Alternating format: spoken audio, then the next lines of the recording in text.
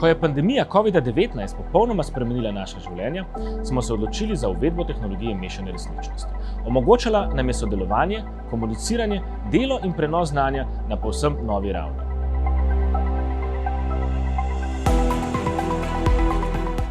Zdaj jo že povezujemo z našimi internimi bazami podatkov in raziskujemo neslutene možnosti, ki nam jih je odprla.